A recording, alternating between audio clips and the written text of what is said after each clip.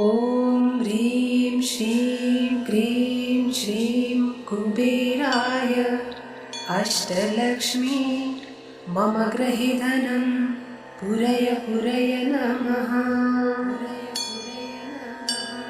ॐ ह्रीं श्रीं क्रीं श्रीं कुबेराय अष्टलक्ष्मी मम गृहे धनं पुरय पुरय नमः।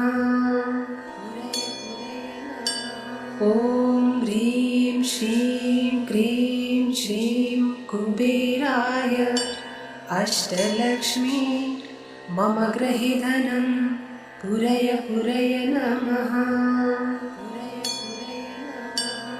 ॐ ह्रीं श्रीं क्रीं श्रीं कुबेराय अष्टलक्ष्मी मम गृहे धनं पुरय पुरय नमः।